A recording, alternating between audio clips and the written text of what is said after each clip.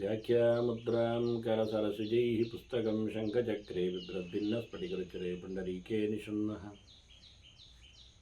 ಅಮರಾನಶ್ರೀರಮೃತವಿಶದೈರಂಶಭಿಪ್ಲಾವಯನ ಮಾಮಾವಿರ್ಭೂಯಾದರಗಮಹಿಮಾ ಮಾನಸೇವಾಗಧೀಶಃ ನಮಸ್ತೆ ಪ್ರಾಣೇಶ ಪ್ರಣತವಿಭವಾಯ ಅವನಿಮಗಾಹ ನಮಃ ಸ್ವಾಮಿನ್ ರಾಮಪ್ರಿಯತಮನಮನ್ ಗುರುಗುಣ ನಮಸ್ತುಭ್ಯಂ ಭೀಮಪ್ರಬಲತಮಕೃಷ್ಣೇಷ್ಟ ಭಗವನ್ನಮ ಶ್ರೀಮನ್ಮಧ್ವಪ್ರದಿಶ ಸುದರ್ಶನ್ನೋ ಜಯ ಜಯ ಶ್ರೀ ಗುರುಭ್ಯೋ ನಮಃ. ನಾರಾಯಣಂ ಸುರಗುರುಂ ಜಗದೇಕನಾಥಂ ಭಕ್ತಪ್ರಿಯಂ ಸಕಲಲೋಕನಮಸ್ಕೃತಂ ಚ ತ್ರೈಗುಣ್ಯವರ್ಜಿತಮಜಂ ವಿಭುಮಾದ್ಯಮೀಶಂ ವಂದೇ ಭವಗ್ರಂ ಅಮರಾಸುರಸಿದ್ಧವಂದ್ಯಂ ನಾರಾಯಣಂ ನಮಸ್ಕೃತ್ಯ ನರಂಚೈವ ನರೋತ್ತಮಂ ದೇವೀಂ ಸರಸ್ವತೀಂ ವ್ಯಾಸಂ ತತೋ ಜಯಮುದೀರಯೇ. ವೇದವ್ಯಾಸರ ಮಹಾಭಾರತದ ಚಿಂತಕರಿಗೆ ವಂದನೆಗಳು. ಶಾಂತಿ ಪರ್ವದ 366ನೆಯ ಪ್ರವಚನ. ಧರ್ಮದ ಬಗ್ಗೆ ಚಿಂತನೆಗಳನ್ನು ಕೊಟ್ಟ ಭೀಷ್ಮರಿಗೆ ಧರ್ಮರಾಜನೇ ಮತ್ತೆ ಕೆಲವು ಅದರ ವಿಶೇಷವಾದಂತಹ ಪರಿಚಯದೊಂದಿಗೆ ಕೆಲವು ತನ್ನ ಆಶಯಗಳನ್ನು ಕೇಳಿಕೊಳ್ಳುತ್ತಾನೆ, ಹೇಳ್ತಾನೆ. ಮತ್ತೆ ಪ್ರತಿಭಾತ್ವಸ್ತಿ ಮೇ ಕಾಚಿತ್, ನನಗೊಂದು ಯೋಚನೆ ಇದೆ, ಹೊಳಿತಾ ಇದೆ, ನನಗೆ ನನ್ನ ತಲೆಯಲ್ಲಿ ಬರ್ತಾ ಇದೆ. ತಾಂ ಬ್ರೂಯಾಂ, ಅದು ಹೇಳಿಯ ಅನುಮಾನತಃ ಕೆಲವು ಯುಕ್ತಿದ ಬಗೆಗಳಲ್ಲಿವೆ, ಹಾಗಾಗಿ ಅದಕ್ಕೆ ಪ್ರಮಾಣಗಳ ಬೆಂಬಲವೂ ಉಂಟು. ಒಂದು ತಾರ್ಕಿಕವಾದ ಚಿಂತನೆ ಮಾಡಲಿಯಾ? ಇದಂತೂ ವಾಸ್ತವವಾಗಿ ಹೇಳೋದಾದರೆ ಅನ್ಯತ್ ಪ್ರವಕ್ಷ್ಯ, ಇದು ಬೇರೆ ಬೇರೆ ಹೇಳುತ್ತೇನೆ ಅಂದ ತಕ್ಷಣ, ಅದು ತರ್ಕ ಎಲ್ಲ ಹಾಕಿಕೊಂಡು ಮಾತಾಡುತ್ತೇನೆ ಅಂದ ತಕ್ಷಣ ನಿಮ್ಮನ್ನು ಏನೋ ಆಕ್ಷೇಪಿಸಲೋ ಅಥವಾ ಗೆದ್ದು ಬಿಡಲೋ ಸೋಲಿಸಲೋ ಅನ್ನುವ ನಿಷ್ಠೆ ಅಂತಲ್ಲ. ನರಾಜನ್ ನಿಗ್ರಹಾದಿವ, ನಿಮ್ಮ ಮೇಲೆ ನನಗೆ ಯಾವುದೇ ರೀತಿಯಾದಂತಹ ವಾದ ವಿವಾದ ನಡೆಸಬೇಕೆನ್ನತಕ್ಕ ಕುತೂಹಲದಿಂದಲ್ಲ, ಸಹಜವಾಗಿ ನನ್ನಲ್ಲಿ ಒಂದು ರೀತಿಯ ಒಂದು ಆಕ್ಷೇಪ ಹೊಳಿತಾ ಇದೆ, ಅದನ್ನು ಹೇಳಿಯಾ ಅಂತ ಕೇಳುತ್ತಾರೆ. ಭೀಷ್ಮರು ಸರಿ ಇಂಥ ಗೋಳೆಲ್ಲ ಆಡಿಸ್ತಾರೆ. ನೋಡಿ, ಈ ಲೋಕ ಎಲ್ಲ ಜೀವಜಾತಗಳು ವ್ಯವಸ್ಥಿತವಾಗಿ ಕೆಲಸ ಮಾಡ್ತಾ ಇವೆ ಅಲ್ವಾ? ಹೌದು. ಇಮಾನಿ ಪ್ರಾಣಯಂತಿ ಸೃಜಂತಿ ಉತ್ತಾರಯಂತಿ ಚ, ಹುಟ್ಟು ಸಾವು ನಡೆ ಮೇಲೆ ಎಲ್ಲವೂ ನಡೀತಾ ಉಂಟು ಲೋಕದಲ್ಲಿ. ಇಲ್ಲಿ ಏನಾದರೂ ವಿಶೇಷವಾದಂತಹ ಧರ್ಮದ ಒಂದು ವ್ಯವಸ್ಥೆ ಉಂಟಾ? ನ ಧರ್ಮ ಪರಿಪಾಠೇನ ಶಕ್ಯ ಭಾರತ ವೇದಿತು. ಇಲ್ಲಿ ಏನಾದರೂ ಅವರ ಒಂದು ವ್ಯವಸ್ಥೆಯಲ್ಲಿ ಅವರು ಧರ್ಮವನ್ನು ಹಾಸಿಕೊಂಡು ಮಾಡಿದ್ದಾರೆ, ಪ್ರತಿಯೊಂದು ಕಡೆಯಲ್ಲಿ ಧರ್ಮ ಬಿಡಿಸಿಕೊಂಡು ಮಾಡಿದ ಹಾಗೆ ಇಲ್ಲಿ ಎಲ್ಲಿಯೂ ನಾವು ನೋಡಿಕೊಂಡು ಓದಿಕೊಂಡು ಹೋದಾಗೆ ಧರ್ಮ ಸಿಗುವುದಿಲ್ಲ ಇವರಲ್ಲಿ. ಆದ್ದರಿಂದ ನಾನು ಹೇಳುತ್ತೇನೆ, ಅನ್ಯೋ ಧರ್ಮ ಸಮಸ್ತಸ್ಯ ವಿಷಮಸ್ತಸ್ಯ ಭಾರತ ವಿಷಮಸ್ತಸ್ಯ ಜಾಬರಃ. ಸರಿ ಇದ್ದವನಿಗೆ ಒಂದು ಧರ್ಮವೇ ಬೇರೆ, ಸರಿ ಇಲ್ಲದವನಿಗೆ ಒಂದು ಧರ್ಮವೇ ಬೇರೆ. ಕಷ್ಟದಲ್ಲಿರುವವನಿಗೆ ಬೇರೆಯೇ ಧರ್ಮ, ಇಷ್ಟದಲ್ಲಿರುವವನಿಗೆ ಬೇರೆಯೇ ಧರ್ಮ. ಬಡವನಿಗೊಂದು ಧರ್ಮ, ಶ್ರೀಮಂತನಿಗೊಂದು ಧರ್ಮ. ಅಂದರೆ ಶ್ರೀಮಂತನಿಗೆ ದಾನ ಮಾಡಲಿಕ್ಕೆ ಉಂಟು, ಬಡವನಿಗೆ ನಿಸ್ಸೋ ಭಕ್ತಿಯ ಕ್ಷಮಾಪಯೇ ಅಂತ ಹೇಳಿದಾಗ ಎಂತ ಇಲ್ಲ ಮಾರಾಯರೆ, ದಮ್ಮ ಹೇಳಿಬಿಡುದ ಕೆಲಸ ಮಾಡಿಸಿ. ಅವನು ಹೇಳ್ತಾನೆ, ಮೊದಲೇ ಹೇಳಿದರೆ ಆಗಬಾರ್ದಿತ್ತ ಮಾರ್ರೆ ಅಂತ ಅಲ್ವಾ? ಆಗ್ತದ, ನಡೀತದದು ಅಂತ. ಎಂಥದೋ ಲೋಕ ನಡೀತದೆ, ಆದರೆ ಧರ್ಮದ ಛಾಯೆ ಕಾಣುತ್ತದೆ ಅಷ್ಟೇ ಹೊರಟು ಧರ್ಮದ ಒಂದು ಫ್ಲೋ ಅಲ್ಲಿ ಹೀಗೆ ಅಂತ ಇಲ್ಲ. ಆಪದಸ್ತು ಕಥಂ ಶಕ್ಯ ಪರಿಪಾಠೇನ ವೇದಿತು. ಆಪತ್ತು ಕಾಲದಲ್ಲಿ ಕೂತವರಲ್ಲಿ ಆಪದ್ಧರ್ಮಗಳನ್ನು ನಮ್ಮವರ ಚಾಲ್ತಿಯಿಂದ, ನಡೆಯಿಂದ, ಆಚಾರದಿಂದ, ಅಭ್ಯಾಸದಿಂದ ಅಂತ ನೋಡಿಕೊಳ್ಳಿಕ್ಕೆ ಬರ್ತದ? ಹೇಳಲಿಕ್ಕೆ ಆಗ್ತದ? ಒಬ್ಬೊಬ್ಬನೊಂದು ರೀತಿಯಾದ ಆಪತ್ತು, ಒಬ್ಬೊಬ್ಬನೊಂದು ರೀತಿಯಿಂದ ಆಪತ್ತಿನ ಧರ್ಮವನ್ನು ನಡೆಸಿಬಿಡ್ತಾನೆ. ಬಿಡಿ ಯುಗದಲ್ಲಿ ನೋಡಿ, ಅನ್ಯೇ ಕೃತಯುಗೇ ಧರ್ಮ ತ್ರೇತಾಯಾಮ್ ದ್ವಾಪರೇ ಪರೇ, ಅನ್ಯೇ ಕಲಿಯುಗೇ ಧರ್ಮ ಯಥಾಶಕ್ತಿ ಕೃತ ಇವ. ಕೃತಯುಗದ ಧರ್ಮಗಳೇ ರಾಶಿಗಳು ಬೇರೆ, ತ್ರೇತಾಯುಗದಲ್ಲಿ ಬೇರೆ, ದ್ವಾಪರದಲ್ಲಿ ಬೇರೆ, ಕಲಿಯುಗದಲ್ಲಿ ಬೇರೆ. ಎಲ್ಲ ಎಷ್ಟು ಮಾಡ್ಲಿಕ್ಕೆ ಬರ್ತೋ ಅಷ್ಟು ಮಾಡ್ಲಿಕ್ಕೆ ಇದ್ದಾಗೆ ಅಂತ ಅರ್ಥ. ಮತ್ತೆಂದು ಕೃತಯುಗದ ಜನರಿಗೆ ಅಷ್ಟು ಮಾಡ್ಲಿಕ್ಕೆ ಆಗ್ತದೆ, ಮಾಡಿದರು. ತ್ರೇತಾಯುಗದವರಿಗೆ ಅಷ್ಟೇ ಆದದ್ದು ಅಷ್ಟೇ, ದ್ವಾಪರದವರಿಗೆ ಇಷ್ಟಿಷ್ಟೇ, ಕಲಿಯುಗದವರು ಎಷ್ಟು ಅಲ್ಲ, ಹೇಳಿಕೊಂಡಾಗ ಎಳ್ಳಷ್ಟೇ. ಯಥಾಶಕ್ತಿ ಹೇಳೋದೇ ಆಗ್ಯವ್ರು, ಯಥಾಶಕ್ತಿ ಮಾಡಿಯಪ್ಪ. ಆಗ ಇವತ್ತು ಕೃಷ್ಣಚಾಂದ್ರಾಯಣಾದಿಗಳ ಬಗ್ಗೆ ನಾವು ಯೋಚನೆ ಮಾಡಿಕೊಂಡ್ರೆ ಕಲಿಯುಗದಲ್ಲಿ ಅದರ ಬಗ್ಗೆ ಯೋಚನೆ ಹೇಳಲಿಕ್ಕೆ ಆಗುವುದಿಲ್ಲ. ಅದನ್ನು ನೀವು ಕೇಳ್ತಾನೆ ಅಂತ ಹೇಳುವ. ಮತ್ತು ನೀವು ಹೇಳಿದಿರಿ ಸದಾಚಾರಕ್ಕೆ ಧರ್ಮದ ಒಂದು ಲಕ್ಷಣ ಉಂಟು. ಶಬ್ದ ಬಿಡಿ, ಆಯ್ತಲ್ಲ, ಇದು ನಡೆ. ನೀವು ಹೇಳ್ತಾರೆ ಅದನ್ನು ಹೇಗೆ ನಂಬುದು ಮಾರ್ಯಾರೆ? ಸದಾಚಾರ ಮತೋ ಧರ್ಮ ಸಂತಸ್ತಾಚಾರ ಲಕ್ಷಣ. ಸದಾಚಾರ ಅಂದ್ರೆ ಏನರ್ಥ? ಸಜ್ಜನರು ಮಾಡಿದ ಆಚರಣೆ ಅಂತ ಅರ್ಥ ಅಲ್ವಾ? ಸಜ್ಜನರು ಯಾರು? ಶಾಸ್ತ್ರದಲ್ಲಿ ಹೇಳಿದಂತೆ ನಡೆ ಉಳ್ಳವರು ಅಂತಲ್ವಾ? ಈಗ ಎಂತಾಯಿತು? ನೀವು ಹೇಳಿದ್ದೇನು? ಸಜ್ಜನರು ಮಾಡಿದಂತೆ ಮಾಡಿ, ಮಹಾಜನೋ ಏನ ಗತಸ್ಸವಂತಹ ಅಂತ ಹೇಳಿದ ಹಾಗೆ. ಇದನ್ನು ಅವನೇ ಹೇಳಿಕೊಂಡು ಬಂದಿದ್ದಾನೆ ಧರ್ಮರಾಜನೇ ಹಿಂದೆ ಬಂದಾಗ. ಅದನ್ನೇ ಮತ್ತೆ ಇಲ್ಲಿ ಮುಂದುವರಿಸ್ತಾ ಇದ್ದಾನೆ. ಅವನ ಯಕ್ಷ ಪ್ರಶ್ನೆಯಲ್ಲಿ ಬಂದಿರತಕ್ಕಂಥ ಕೆಲವು ಗೋಜಲುಗಳು, ಇಲ್ಲಿ ಅದಕ್ಕೆ ಸಮಾಧಾನಗಳು ಹೇಳೋದಿಲ್ಲ ಹಾಗೆ ಅವನು. ಆದ್ದರಿಂದ ಧರ್ಮರಾಜ ಹೇಳ್ತಾನೆ ನೋಡಿ, ಸದಾಚಾರ ಅಂದ್ರೆ ಏನರ್ಥ? ಸತ್ ಆಚಾರ ಅಂತ. ಸತ್ ಅಂದರೆ ಸಜ್ಜನರು, ಒಳ್ಳೆಯವರು ಅಂತ, ಸಂತರು ಅಂಥವ್ರು ಮಾಡಿಕೊಂಡಿರತಕ್ಕಂಥ ಕ್ರಿಯೆಗಳು, ಅದು ನಮಗೆ ಒಪ್ಪಿಗೆ ಅಂತ. ಅಲ್ಲ, ಅವರು ಯಾರು? ಸಜ್ಜನರು ಯಾರು ಅಂತ ಹೇಳೋದು ನಾವೀಗ? ಅವರನ್ನು ಟೊಪ್ಪಿ ಹಾಕಬೇಕಲ್ಲ, ಸಜ್ಜನರು ಯಾರು ಅಂತ ಒಂದು ಗುರುತಿಸಬೇಕಲ್ಲ. ಸಜ್ಜನರು ಯಾರು ಕೇಳಿದರೆ ಒಳ್ಳೆ ಕೆಲಸ ಮಾಡಿದವರು. ಅಯ್ಯ, ಸಜ್ಜನರು ಮಾಡಿದ ಕೆಲಸ ಒಳ್ಳೆಯದಾಗಿದೆ ಅಂತ, ಒಳ್ಳೆ ಕೆಲಸ ಮಾಡಿದವರು ಸಜ್ಜನರು ಅಂತ. ಇದು ಪರಸ್ಪರ ಬೆರಳು ತೋರಿಸಿದಾಗ ಆಗ್ತದೆ. ನಮಗೆ ಮೊದಲು ಸಜ್ಜನರು ಗೊತ್ತಾಗಬೇಕಾದ್ರೆ ಒಳ್ಳೆಯ ಆಚರಣೆಗಳು ಗೊತ್ತಾಗಬೇಕು, ಒಳ್ಳೆಯ ಆಚರಣೆಗಳು ಗೊತ್ತಾಗಬೇಕಾದ್ರೆ ಸಜ್ಜನರು ನಮಗೆ ಬೇಕು, ಅವ್ರು ಮಾಡಿಕೊಟ್ಟದ್ದು ತೋರಿಸ್ಬೇಕು. ಇದು ಪರಸ್ಪರ ಸೇರಿಕೊಂಡಾಗ ಅರ್ಥ ಆಗೋದಿಲ್ಲ ಅಂತ. ಸಾಧ್ಯಾಸಾಧ್ಯಂ ಕಥಂ ಶಕ್ಯಂ. ಅವರು ಮಾಡಿದ್ದನ್ನೇ ಆಚರಣೆ ಹೇಳಲಿಕ್ಕೆ ಅವರು ಆಚರಣೆಯನ್ನು ಮಾಡಿದ್ದನ್ನು ಮಾಡೋದಲ್ವ? ತಿಳಿಯದೆ ಮಾಡಿದರೆ ಅವರದ್ದು ತಪ್ಪಲ್ವಾ? ಅದನ್ನು ನಾವು ಮಾಡೋದು ಹೇಗೆ? ಅದರಿಂದ ಅರ್ಥ ಆಗೋದಿಲ್ಲ ಅಂದ. ಸದಾಚಾರೋಹಿ ಅಲಕ್ಷಣ. ಸದಾಚಾರ ಯಾವುದು ಅಂತ ಒಂದು ಡಿಫೈನ್ ಮಾಡೋದು ಭಾರಿ ಕಷ್ಟದ ಕೆಲಸ ಅಂತಾನೆ. ಅದಕ್ಕೊಂದು ವ್ಯವಸ್ಥೆ ಇಲ್ಲ ಅಂತ ಹೇಳಿಬಿಟ್ಟ.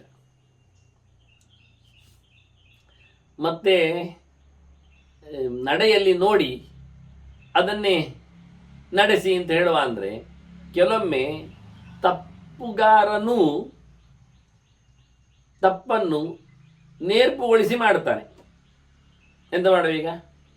ಒಬ್ಬ ನೀಚನು, ಧರ್ಮಭ್ರಷ್ಟನು ಧರ್ಮದ ಹಾಗೆ ನಡೆಸಿ ತೋರಿಸ್ತಾನೆ ಧರ್ಮವನ್ನು. ದೃಶ್ಯತೆ ಧರ್ಮರೂಪೇಣ ಹ್ಯಧರ್ಮಂ ಪ್ರಾಕೃತಶ್ಚರನ್. ಅವನು ಇಷ್ಟಪಟ್ಟಾಗಿ ಮಾಡುತ್ತಾ ಅದನ್ನು ಧರ್ಮದ ಛಾಯೆಯಲ್ಲಿ ತೋರಿಸಿಬಿಡ್ತಾನೆ. ಏನು ಮಾಡುವ ಈಗ? ಎಂತ ಮಾಡಲಿಕ್ಕಾಗ್ತದೆ? ಅನೇಕ ನಮ್ಮ ಮಂದಿರಗಳೆಲ್ಲ ಗೊಂಡೆ ಹೂವಿನಿಂದ ಶೃಂಗರಿಸಲ್ಪಡ್ತದೆ. ಈಗ ಗೊಂಡೆ ಹೂವಿಗೆ ಪ್ರಾಶಸ್ತ್ಯ ಬಂತು. ಅವರು ಅದನ್ನು ಮಾರಿಗಿಷ್ಟಕ್ಕೆ, ಮೊಳಕಿಷ್ಟಕ್ಕೆ ಮಾರುತ್ತಾರೆ. ಅದು ನಿಷಿದ್ಧವಾದದ್ದು, ಅದು ವಾಸನೆ ಭರಿತವಾದದ್ದು, ಅದು ಬೇಡ ಆಗಿದೆ. ಆದರೆ ಯಾರು ಬೇಡ ಹೇಳುವುದು? ಹೇಗೆ ಬೇಡ ಹೇಳುವುದು? ಆದ್ದರಿಂದ ಒಬ್ಬ ದುಷ್ಟ ಮಾಡಿ ತೋರಿಸಿದ, ಚಂದ ಕಂಡಿತು, ಓ ಪುಷ್ಪಾಲಂಕಾರ ಅಂತ ಹೇಳಿಕೊಳ್ಳಿ ಎಲ್ಲರೂ ಒಪ್ಪಿಕೊಂಡ್ರು. ಅಧರ್ಮವೇ ಧರ್ಮ ಆಗ್ತದೆ ಕೆಲವೊಮ್ಮೆ, ದುಷ್ಟ ಮಾಡಿದ್ದು ಸಹ. ಕೆಲವೊಮ್ಮೆ ಶಿಷ್ಟ ಮಾಡಿದ್ದು ಸಹ ಧರ್ಮವೇ ಅದು ಅಧರ್ಮವಾಗಿ ತೋರ್ತದೆ. ಅವನು ಖಾಲಿ ಒಂದು 4 ಬಿಲ್ಲು ಹತ್ರ ತಂದ, ಗರಿಕೆಯನ್ನು ಎತ್ತಿಕೊಂಡ, ಹೂವನ್ನು ಏರಿಸಿ ಪೂಜೆ ಮುಗಿಸಿದ. ದರಿದ್ರ, ಸಮಯ ಇಲ್ಲ, ಇದು ಪೂಜೆ ಅಲ್ಲ. ಎಷ್ಟೋ ಜನರು ಹೇಳುವುದುಂಟು, ಸತ್ಯನಾರಾಯಣ ಪೂಜೆಗೆ ಎಷ್ಟು ಖರ್ಚಾಗ್ತದೆ ಅಂತ ಕೇಳಿ, ಒಂದು 5,000 ಮಾಡ್ಬೋದು ಅಂತ ಹೇಳುತ್ತಾರೆ. ನೆಗಾಡ್ತಾರೆ ಅವರು, ಹೇಳಿಕೊಳ್ಳುವವರು, ಪಾರ್ಟಿಯವರು. ಎಂತ ಮಾರಿ, ಇವನಿಗೆ ಸತ್ಯನಾರಾಯಣ ಪೂಜೆ ಎಂತ ಮಾಡಲಿಕ್ಕೆ ಅಂತ ಗೊತ್ತಿಲ್ಲ, ಅವ ಸುಮ್ಮನೆ ತಿಳ್ಕೊಂಡಿದ್ದಾನೆ. ಮತ್ತು ಅವ್ರು ನೋಡಿ, ಮೊನ್ನೆ ಹೇಳಿದವರು ಎಷ್ಟು 50,000 ಬೇಕಾಗ್ತದೆ ಹೇಳಿದ್ದಾರೆ. ಅದು ಸರಿಯಾಗಿ ಇದೆ. ಯಾರ ಹತ್ರ ಏನು ಹೇಳೋದು? ಅದರಿಂದ ಪೂಜೆಗೆ ಎಷ್ಟು ಬೇಕು ಎನ್ನುವುದು ಇವ ಹೇಳಿದ್ದು, ಇಷ್ಟು ಸಾಕು. ಮತ್ತು ಪೂಜೆಯ ಹೊರಗೆ ಎಷ್ಟು ಬೇಕು ಅಷ್ಟು ಎಷ್ಟು ಖರ್ಚು ಮಾಡ್ಬೋದು. ಅದಕ್ಕೆಂತ ಮಾಡುವ? ಯಾವುದು ಬೇರೆ ಊರಿನಿಂದ ನೀವು ಅದೇ ಸರ್ಪನಾಗ ಹಣ್ಣು ಅಂದರೆ ಡ್ರ್ಯಾಗನ್ ಫ್ರೂಟು ಅದನ್ನೆಲ್ಲ ನೀವು ತಂದು ಮಾಡುವುದಾದರೆ ಎಷ್ಟು ಅದರೊಳಗೆ ಮತ್ತೆ ಸರ್ಪನಾಗ ಇರ್ತದೆ, ಒಳಗೆ ಕೂತಿರ್ತದೆ. ಹಾಗೆ ಇಂಥದ್ದನ್ನೆಲ್ಲ ತರಿಸಿ ಮಾಡಬೇಕಾದ್ರೆ ಅಬ್ಬರ ತೋರ್ತದೆ. ಅದನ್ನು ನೇತಾಗಿದ್ರೆ ಮತ್ತಷ್ಟು ಚಂದ ಕಾಣ್ತದೆ, ಗುಂಡುಗಲ್ಲು ಹಾಕಿದಾಗೆ ಕಾಣ್ತದೆ ಎಲ್ಲ ಕಡೆ. ಇದೆಂತ ಮಾಡುವ ಹೇಳುವ? ಚಪ್ಪರಕ್ಕೆ ಅಬ್ಬರ ನಮ್ಮದು, ಅದರ ಆಚೆಗೆ ಏನಿಲ್ಲ. ಒಳಗೆ ಗೋಳಿ ಸೊಪ್ಪು ಹೇಳಿದ ಹಾಗೆ ದೇವರ ಪೂಜೆ ಮಾಡುವಾಗ ಮಂತ್ರವೂ ಬರುವುದಿಲ್ಲ, ಮಾತು ಇರುವುದಿಲ್ಲ. ಹೀಗೆ ಒಬ್ಬ ನೋಡುವಾಗ ಸಹಜವಾಗಿ ಮಾಡಿದವನನ್ನು ನೀವು ಬದಿಗೆ ಹಾಕ್ತೀರಿ. ಧರ್ಮಂಚ ಅಧರ್ಮ ರೂಪೇಣ ಕಚ್ಚಿದ ಅಪ್ರಾಕೃತ ಅಷ್ಟರ. ಒಬ್ಬ ಒಳ್ಳೆಯವ ಚಂದವಾಗಿ ನೀವು ಮಾಡಿದರೆ ಧರ್ಮವನ್ನು ಸಹ ಅದೆಂದದು ಸರಿ ಇಲ್ಲ ಅಂತ ಹೇಳಿ ಆಕ್ಷೇಪ ಮಾಡಿ ಅವನು ನೋಡಿ ಪಿಟ್ಟಾಸಿ ಅಂತೀರಿ. ಅವನನ್ನು ಅಂಗಡಿಯಿಂದ ತರಲೇ ಇಲ್ಲ ಹೂ ಅವ ಅಂತ ಹೇಳಿಕೊಂಡು ತಮಾಷೆ ಮಾಡ್ತೀರಿ ಅವನಿಗೆ. ಈಗ ಎಂತ ಮಾಡುವ ನೋಡಿ, ಇಷ್ಟೇ ಗಾತ್ರದ ಇಟ್ಟ, ಒಂದು ಮುಷ್ಟಿ ಗಾತ್ರದ್ದು ಪ್ರತಿಮೆ ಇಟ್ಟಿದ್ದಾನೆ ಪೂಜೆಗೆ ಅಂತ. ಗೇಣು ಮಾತ್ರದ್ದಿರೋದು, ಅವನದೆಲ್ಲ ಅಡಿಗಟ್ಟಲೆದ್ದಿಲ್ಲ, ಮುಡಿಗಟ್ಟಲೆದ್ದಲ್ಲ ಹೇಳ್ತಾರೆ. ಎಂತ ಮಾಡುವ? ನಿಜವಾಗಿ ಎಲ್ಲ ಗೊತ್ತಿಲ್ಲ ಅವರಿಗೆ. ಪ್ರತಿಮೆಯ ಲಕ್ಷಣದಲ್ಲಿ ಇಷ್ಟೇ ವ್ಯವಸ್ಥೆ ಅದು ನೋಡಿಕೊಳ್ಳಿಲ್ಲವ. ಅದರಿಂದ ಇವರು ಮಾಡುವುದನ್ನೆಲ್ಲ ಬದಿಗಿಡ್ತಾರೆ. ಅವ್ರು ನೋಡಿ ಎಷ್ಟೆಷ್ಟು ಎತ್ತರದ್ದು 12 ಅಡಿ ಎತ್ತರದ್ದೆಲ್ಲ ಇಟ್ಟು ಮತ್ತು ಕೊನೆಗೆ ಅದು ಸಮುದ್ರಕ್ಕೆ ಬೀಳದೆ ಹೋದರೆ ಅದನ್ನು ಹಿಂದಿನಿಂದ ಕೋಲಲ್ಲಿ ದೂಡಿ ಅದು ಮುಳುಗದೆ ಇದ್ರೆ ಅದನ್ನು ಬಡಿದು ತುಂಡು ಮಾಡಿ ಹಾಕಿ ಏನೋ ಒಂದು ಕೌಚಿ ಹಾಕಿ ಮಾಡ್ತಾರೆ. ಹಾಗಾಗಿ ಒಟ್ಟು ನಮಗೆ ಆದರೆ ಸರಿ ಜಲಾಧಿವಾಸ ಅದಲ್ಲ. ನೋಡಿ ಯಾವುದು ಧರ್ಮ ಈಗ ಏನು ಮಾಡುವ ಕೇಳ್ತಾನೆ. ಭಾಳ ಉದಾಹರಣೆ ನಾನು ಕೊಟ್ಟೆ ಅಷ್ಟೇ, ಅವನು ಹೇಳಿದ್ದಾಗೆ. ಹೀಗೆ ಜನ ಮಾಡಿದ್ದು ನೋಡಿ ಅಧರ್ಮವನ್ನೇ ಧರ್ಮ ಅನ್ನುವುದುಂಟು, ಜನ ಮಾಡಿದ್ದು ನೋಡಿ ಧರ್ಮವನ್ನು ಅಧರ್ಮ ಅಂದದ್ದುಂಟು. ಈಗ ನಿಮ್ಮದು ಸದಾಚಾರ ಯಾವುದಕ್ಕೆ ನಾವು ಪಟ್ಟಿ ಕಟ್ಟುದು? ಈಗ ಯಾರನ್ನು ನಾವು ನಂಬಿ ಮಾಡೋದು? ಈಗ ಪುನರಸ್ಯ ಪ್ರಮಾಣಮಿ ನಿರ್ದಿಷ್ಟಂ ಶಾಸ್ತ್ರಕೋವಿದೆ.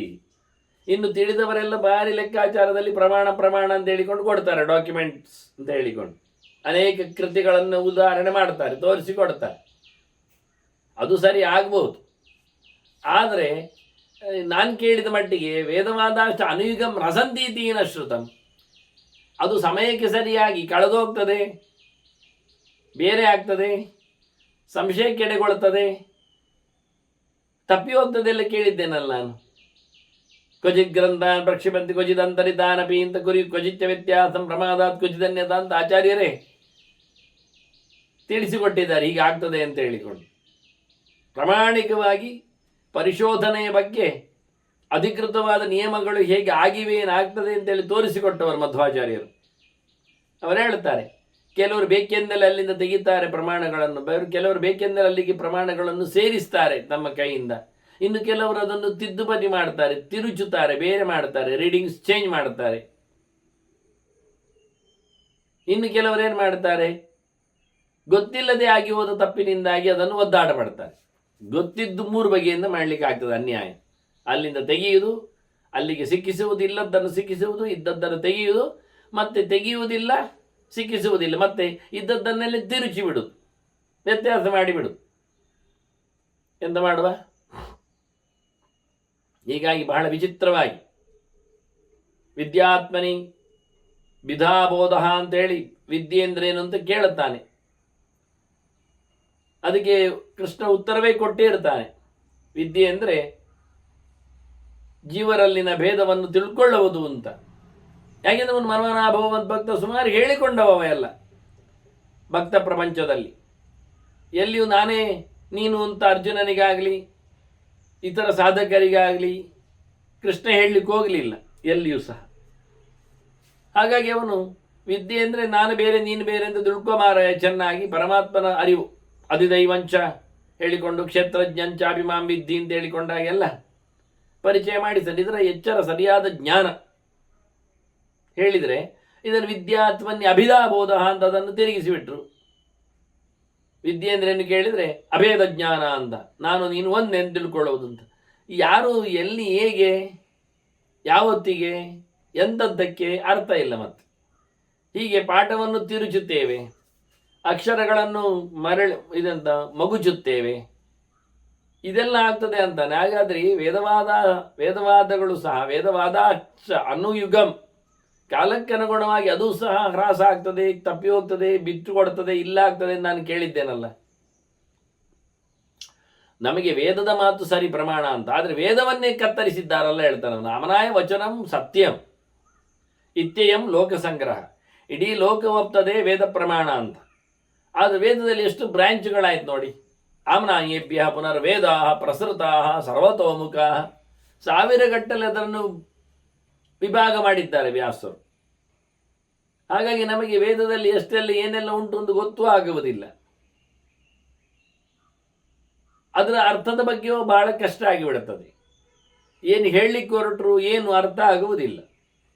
ಒಂದಕ್ಕೊಂದು ಕೆಲವೊಮ್ಮೆ ವಿರೋಧದಂತೆ ಕಾಣುವುದುಂಟು ಅಂತ ನೀವು ಮತ್ತೆ ಅದು ದೇವನೇ ಒಪ್ಪುದು ನಾವು. ತೇಚೇತ್ ಸರ್ವ ಪ್ರಮಾಣಂ ವೈ ಪ್ರಮಾಣಂ ನಾತ್ರ ಸಂಶಯ.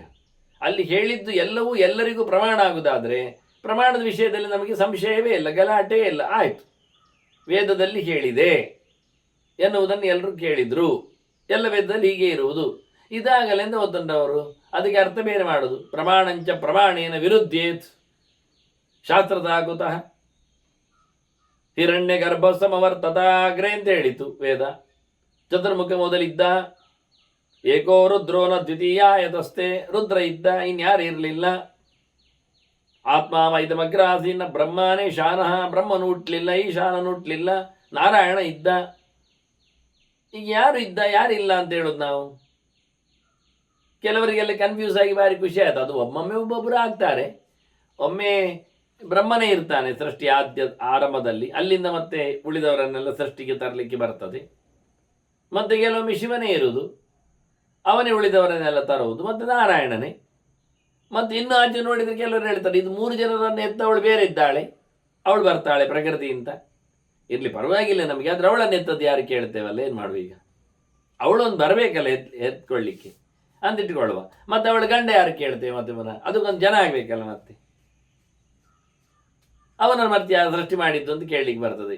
ಎಲ್ಲಿ ನೀವು ತಪ್ಪಲಿಕ್ಕೆ ಆಗುವುದಿಲ್ಲ. ಅವನೇ ಹೇಳ್ತಾನೆ ಪ್ರಮಾಣಂಚ ಪ್ರಮಾಣೇನ ವಿರುದ್ಧಿಯತ್. ಒಂದು ಪ್ರಮಾಣಕ್ಕೆ ಇನ್ನೊಂದು ಪ್ರಮಾಣ ಹೊಡೆದಾಕಿ ಬಿಡ್ತಾರೆ. ಆದ್ದರಿಂದ ಯಾವುದನ್ನು ನಾವು ಶಾಸ್ತ್ರ ಅಂತ ನಮ್ಮದು, ನಮ್ಮನ್ನು ಶಾಸ್ತೀತಿ ಅಂತ ಹೇಳಿಕೊಂಡು ಶಾಸ್ತ್ರದ ಕೂತಃ ಶಾಸ್ತ್ರ ಹೇಗೆ ಅರ್ಥ ಮಾಡೋದು ಹೇಗೆ.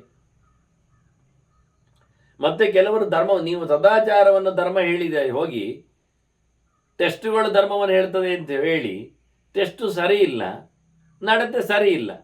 ಇನ್ನು ಸರಿ ಇಲ್ಲದ ಟೆಸ್ಟನ್ನು ಇಟ್ಟುಕೊಂಡು ನಡೆಯನ್ನು ನಡೆಸಿಕೊಂಡು ಬಂದವರದ್ದು ನಡೆ ಆದರೂ ಸರಿ ಇರುವುದು ಹೇಗೆ. ತಪ್ಪು ಓದಿಕೊಂಡು ಮಾಡಿಕೊಂಡವನಿಗೆ, ಅಕ್ಷರ ತಪ್ಪಾಗಿ ಅರ್ಥ ಮಾಡಿಕೊಳ್ಳುವುದು ತಪ್ಪಾದವನಿಗೆ ಎಂತ ಮಾಡಲಿಕ್ಕೆ ಬರ್ತದೆ. ನಿಮಗೊಂದು ಉದಾಹರಣೆ ಹೇಳುತ್ತೇನೆ. ಈಗ ಪೂಜೆಗೆ ಗಂಟೆಯನ್ನು ಅಲ್ಲಾಡಿಸಲಿಕ್ಕೆ ಉಂಟು ಅಲ್ವಾ? ಹೌದು. ಎಂಥದಕ್ಕೆ ಗಂಟೆ ಎಲ್ಲ ಆಡಿಸುವುದು? ಅದು ಒಳ್ಳೆಯ ವಾತಾವರಣ ಆಗಲಿ, ವಾತಾವರಣದಲ್ಲಿದ್ದ ಕೆಟ್ಟದ್ದು ಹೋಗಲಿ ಅಂತಲ್ವ? ಸರಿ, ಆಯಿತು, ಅದು ಉದ್ದೇಶ. ಮತ್ತು ಅದನ್ನು ಹೇಳುವುದು ಎಂಥದಕ್ಕೆ? ಆಗಮಾರ್ತಂತು ದೇವಾನ ಗಮನಾರ್ಥಂತು ರಕ್ಷಸ ಅದು ಹೇಳಬೇಕಾ ಗಂಟೆ ಬಾರಿಸುವಾಗ? ಗಂಟೆ ಬಾರಿಸುವಾಗ ಉದ್ದೇಶ ಏನು ಕೇಳಿದರೆ ಒಳ್ಳೆಯದು ಬರುವುದು ಕೆಟ್ಟದ್ದು ಹೋಗುವುದು ಅಂತಲೇ. ಅದನ್ನು ಹೇಳುದು, ಒಳ್ಳೆಯದು ಬರಲಿಕ್ಕೆ ಕೆಟ್ಟದ್ದು ಹೋಗಲಿಕ್ಕೆ ನಾನು ಗಂಟೆ ಬಾರಿಸ್ತೇನೆ. ನಿಜವಾಗಿ ಗಂಟೆ ಬಾರಿಸಲಿಕ್ಕೆ ಬೇರೆ ಮಂತ್ರ ಉಂಟು, ಅದನ್ನು ಕಲೀಲಿಲ್ಲವ. ಇದನ್ನು ಹೇಳಿಕೊಡಿ, ಇದು ಕಾರ್ಯಕ್ಕೆ ಅಂತ ಅರ್ಥ. ಏನು ಮಾಡಬೇಕು? ಇನ್ಸ್ಟ್ರಕ್ಷನ್ನೇ ಓದಿ ಹೇಳುದು ಅಲ್ಲಿ ಮಾಡುವಾಗ. ಇರಲಿ ಅಪ್ಪ, ಯಾವ ಗಂಟೆ ಎಲ್ಲ ಆಡಿಸ್ಲಿಕ್ಕೆ? ಎಲ್ಲ ಕಡೆಯಲ್ಲಿ ಎಲ್ಲರ ಕೈಯಲ್ಲಿ ಉಂಟಲ್ಲ, ಅದು ನೋಡಿದ್ದೇವೆ. ಎಂಥದ್ದು ಅಂತ? ಶ್ರೀಮಂತರ ಕೈಯಲ್ಲಿ ಬೆಳ್ಳಿದ್ದು ಬರ್ತದೆ, ಬಡವರ ಕೈಯಲ್ಲಿ ಹಿತ್ತಾಳೆದ್ದಿರ್ತದೆ. ಮತ್ತು ತಿಳಿದವರ ಕೈಯಲ್ಲಿ ನೋಡಲಿಕ್ಕೆ ನೀವು ಹೋಗಿರುವುದಿಲ್ಲ, ಅವರು ಹೇಳುವುದಿಲ್ಲ. ನಿಜವಾಗಿ ಏನನ್ನಾಗಲಿಕ್ಕೆ ಉಂಟು? ಅವ್ರು ಹೇಳಿದ್ದೇನು? ಕಾಂಸ್ಯ ಗಂಟ ಅನ್ನಮಾದಯೇತ್ ಅಂತ ಹೇಳಿ ಹೇಳ್ತಾರೆ. ಆಸುರಾಣಂ ತದಾ ಪ್ರಾಪ್ತಿ ಎಲ್ಲ ಹೇಳ್ತಾರೆ. ನೀನೊಂದೊಮ್ಮೆ ಕಂಚಿನ ಗಂಟೆಯನ್ನು ಪೂಜೆಯ ಆರಂಭದಲ್ಲಿ ಬಾರಿಸದೆ ಹೋದರೆ ಕೆಟ್ಟ ಶಕ್ತಿಗಳು, ದುರುಳ ಶಕ್ತಿಗಳು, ದುರ್ತ ಶಕ್ತಿಗಳು ಅಲ್ಲಿರ್ತಾವೆ ಅಂತ. ಇವನೇನು ಮಾಡಿದ್ದಾರೆ? ಕಾಂಸ್ಯ ಗಂಟ ನಮಾದಯೇತ್ ಅನ್ನೋದನ್ನು ನಮಾದಯೇತ್ ಅಂತ ಅರ್ಥ ಮಾಡಿದರು. ಕಂಚಿನ ಗಂಟೆಯನ್ನು ಬಾರಿಸಬಾರದು ಹೇಳಿಕೊಂಡು ಅವರು ಬೆಳ್ಳಿ ತಂದಿಟ್ರು. ಅಲ್ಲಿ ಪುಣ್ಯಕ್ಕೆ ತಾಮ್ರದ್ದು ತಂದಿಡ್ಲಿಲ್ಲ. ಹೇಗೆಂದರೆ ಕಂಚಿದ್ದಲ್ಲ ಅಂತಾದರೆ ಹಿತ್ತಾಳೆ ತಾಮ್ರದ್ದು ಆಗ್ಬೋದಲ್ಲ, ಬೆಳ್ಳಿ ಆಗಬೇಕೇನು? ಬೆಳ್ಳಿಯಲ್ಲಿ ಸೌಂಡ್ ಬರ್ತದ? ಸೌಂಡ್ ಬರಬೇಕಾದ್ರೆ ಮತ್ತೆ ಅದಕ್ಕೆ ಮಿಕ್ಸ್ ಮಾಡಬೇಕಾಗ್ತದೆ. ಆಗಲಿಲ್ಲ ಎಂಥದ್ದು. ನಿಜವಾಗಿ ಅವರು ಹೇಳಿದ್ದು ಕಂಚಿನ ಗಂಟೆ ಬೇಕದು ಓಂಕಾರದ ಅನುರಣನ ಮಾಡಲಿಕ್ಕೆ. ಅವರು ಹೇಳಿದ ಶ್ಲೋಕದ ಅರ್ಥ ಅದೇನು? ಕಂಚಿನ ಗಂಟೆಯನ್ನು ಬಾರಿಸದೆ ಹೋದರೆ ದುಷ್ಟಶಕ್ತಿಗಳಲ್ಲಿ ವಾಸವನ್ನು ಮಾಡ್ತಾವೆ ಅಂತ. ಇವರು ಕಂಚಿನ ಗಂಟೆಯನ್ನು ಬಾರಿಸದೆ ಹೋಗಬೇಕು ಅಂತ ಫುಲ್ ಸ್ಟಾಪ್ ಮಾಡಿಕೊಂಡ್ರು. ಮುಂದೆ ನಡೆಯನ್ನು ಉಲ್ಲೇಖ ಮಾಡಲಿಲ್ಲ, ಚಿಂತನೆ ಮಾಡಲಿಲ್ಲ. ಹೀಗೆ ಶಾಸ್ತ್ರ ಏನು ಹೇಳುತ್ತದೆ ಎನ್ನುವುದು ಗೊತ್ತಾಗಲಿಲ್ಲ, ಜನ ಅದನ್ನು ವಿರೋಧ ಮಾಡಿಕೊಂಡ್ರು. ಒಬ್ಬ ಬಾರಿಸಬಾರದು ಹೇಳೋದು ಕಂಚಿನ ಗಂಟೆ ಪೂಜೆ ಆಗೋ, ಒಬ್ಬ ಬಾರಿಸಬೇಕು ಹೇಳೋದು, ಎರಡಕ್ಕೂ ಒಂದೇ ಗೆರೆಯನ್ನು ಇಟ್ಟುಕೊಂಡು ಮಾತಾಡೋದು. ಏನು ಮಾಡಬೇಕ ಅಂತ. ಹಾಗಾಗಿ ಧರ್ಮವನ್ನೇ ಅವನ ಮಾತನ್ನು ಎಳ್ಕೊಂಡು ಆಚರಣೆ ತಂದರೆ ನಮಗೆ ಅದು ಸದಾಚಾರವೋ ದುರಾಚಾರ ಗೊತ್ತಾಗುವುದು ಹೇಗೆ? ಧರ್ಮಸ್ಯ ಕ್ರಿಯಮಾಣಸ್ಯ ಬಲವದ್ಬಿಹಿ ದುರಾತ್ಮಬಿಹಿ. ಅದಕ್ಕೆ ಕಾರಣ ಅವರು ಕೆಟ್ಟವರಷ್ಟೇ ಅಲ್ಲ, ಅವರ ಕೈಯಲ್ಲಿ ಪವರ್ ಇದೆ, ಶಕ್ತಿ ಸಾಮರ್ಥ್ಯ ವಿಶೇಷದಿಂದ ಅವರದನ್ನು ನಡೆಸಿಕೊಡ್ತಾರೆ, ಡೈಜೆಸ್ಟ್ ಆಗ್ತದೆ. ಅದರಿಂದ ಯಾಯಾ ವಿಕ್ರಿಯತೆ ಸಂಸ್ಥಾ ತತಸ್ಸಾಪಿ ಪ್ರಾಣಶ್ಯ. ಎಂತೆಂಥದ್ದು ವಿಕಾರಗೊಳ್ಳುತ್ತದೆ. ಈಗ ಹೇಳಿದ ಹಾಗೆ ಇನ್ನೆಲ್ಲಿವರೆಗೂ ಹೋಯ್ತು ಕೇಳಿದರೆ, ಈ ಗಂಟೆ ಕಥೆಯಲ್ಲಿ ಮುಂದಕ್ಕೆ ಹೋಗಿ ನಾವು ಅಭಿಮಾನ ವಿಶೇಷದಿಂದ ಅಲ್ಲಿ ಹನುಮಂತನನ್ನೇ ಮೆತ್ತಿದೆವು, ನಿಲ್ಲಿಸಿಬಿಟ್ಟೆವು. ಅವರೇನು ಹೇಳಿದರು? ಗಂಟೆಯನ್ನು ಬಾರಿಸುವಲ್ಲಿ ಅವರು ಹೇಳಿಕೊಡ್ತಾರೆ, ಚಕ್ರಾಂಕಿತಾವ ಗರುಡಾಂಕಿತಾವ ಅಂತ. ಒಂದೋ ಚಕ್ರ ಇರಬೇಕು, ಒಂದೋ ಗರುಡ ಇರಬೇಕು ಅಂತ. ಅದೆರಡನ್ನು ತಪ್ಪಿಸಿ ನಾವು ಹನುಮಂತನ ವಿಗ್ರಹವನ್ನಿಟ್ಟೆವು. ಹನುಮಂತನ ವಿಗ್ರಹವನ್ನು ಇಡ್ಲಿಕ್ಕೆ ಹೋಗಿ ಅವನ ಮೈಯನ್ನೇ, ಕೈಯನ್ನೇ, ಕಾಲನ್ನೇ ಹಿಡ್ಕೊಂಡು ಅಲ್ಲಾಡಿಸ್ತೇವೆ. ನಿಜವಾಗಿ ಗಂಟೆಯ ದಂಡ ಅಂತ ಇದೆ, ಅದನ್ನು ಮಾಡಿಕೊಳ್ಳಿಲ್ಲ. ಅದು ಸಲಕ್ಷಣವಾಗಿ ಸಿಗುವುದಿಲ್ಲ ಕೆಲವರಿಗೆ. ಹೀಗಾಗಿ ಹನುಮಂತನನ್ನು ಹಿಡಿದು ಕೈಯಲ್ಲಿ ಮುಷ್ಟಿಯಲ್ಲಿ ಬಿಗಿ ಹಿಡಿದು ಅಲ್ಲಾಡಿಸ್ಲಿಕ್ಕೆ ಹೋಗಿ ಅದರದ್ದು ಕಾಲು ತುಂಡಾಗಿದೆ ಅವನದ್ದು. ಆಗ್ತದೆ. ಕಾಲಿಯಲ್ಲಿರ್ತದೆ, ಗಂಟೆಯಲ್ಲಿರ್ತದೆ. ಕೈಯಲ್ಲಿ ಏನಿರ್ತದೆ? ಅವನ ಕಾಲಿನಿಂದ ಮೇಲಿದ್ದು, ಪಾದದಿಂದ ಮೇಲಿಂದ ಪೋಷಣೆ ಇರ್ತದೆ, ಅಲ್ಲಾಡಿಸಿ. ಮತ್ತೆ ಅವನು ಅದಕ್ಕೆ ವೆಲ್ಡಿಂಗ್ ಮಾಡಿ ಕೊಡಬೇಕು. ಈಗ ಮೊದಲು ಕಾಲು ಸಮೇತ ಮಾಡಿದ್ದ, ಈಗ ಗಂಟಿಗೂ ಮೊಣಗಂಟಿಗೂ ಕಾಲಿಗೂ ಎಲ್ಲ ಮಾಡ್ತಾನೆ, ಪಾದಕ್ಕೂ. ಅದು ಮಾಡುವಾಗ ಓರೆ ಆಗ್ತದೆ, ಅವಲಕ್ಷಣ ಆಗ್ತದೆ. ಹೀಗೆಲ್ಲ ಎಂತೆಂಥದೋ ವಿಚಿತ್ರವಾಗಿ ಕೊನೆಗೆ ಅದಕ್ಕೆ ತೀರ್ಥ ಹಾಕಿ ಬಿಡೋದವರು, ಅದಕ್ಕೆ ತುಳಸಿಟ್ಟು ಬಿಡೋದು. ಹೇಳದ್ದೆಲ್ಲ ಮಾಡಿದ್ರೆ ದಾನವಂತ ಸುಮ್ಮನೆ ನಿಂತರೆ ಪ್ರಯೋಜನ ಆಗಲಿಲ್ಲಲ್ಲ ಕೊನೆಗೆ ಅದಕ್ಕೆ. ಹೀಗೆ ಯಾರ್ಯಾರೋ ಏನೇನೋ ಯಾವುದೋ ಮಾಡಲಿಕ್ಕೆ ಹೋಗಿ, ಏನೇನೋ ಆಗಲಿಕ್ಕೆ ಹೋಗಿ, ಧರ್ಮ ಎಳಿಲಿಕ್ಕೆ ಹೋಗಿ ಎಂತೆಂಥದ್ದಾಗಿದೆ. ಈಗ ಏನೇನು ವಿಕಾರಗೊಂಡಿದೆಯೋ ಅದೇ ಇವತ್ತು ಗಟ್ಟಿ ಆಗ್ತಾ ಬಂದಿದೆ, ಅದೇ ಬದುಕಿದೆ, ಅದೇ ಬೆಳೆದಿದೆ. ಅದರಿಂದ ಏನಾಯಿತು? ಶುದ್ಧ ಪ್ರಮಾಣ ಇದ್ದದ್ದು ಸಹ ಆಯ್ತದೆ.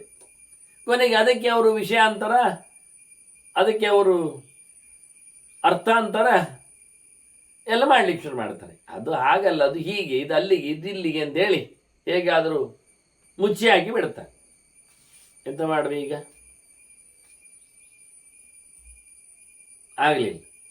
ನಾನೊಂದು ಸರ್ತಿ ಕೇಳಿದ್ದೆ, ಒಪ್ಪಿಕೊಂಡರು ಆರ್ಯಭಟ ಪ್ರಮಾಣ ಅಂತ ಒಪ್ಪಿಕೊಂಡರು, ಆಯಿತು ಹೇಳಿದರು, ದಿನತ್ರಯಗಳಿಗೆ ಆರ್ಯಭಟವನ್ನೇ ಮಾಡಬೇಕು ಅಂತ ನೀವು ಬೊಬ್ಬೆ ಹೊಡೆದ್ರು, ಆದೀತು, ಹೇಳಿಕೊಂಡಾಗೆ ಮಾಡುವ, ಬೇಕಾದರೆ ಇಟ್ಟುಕೊಳ್ಳುವ, ಆಯಿತು.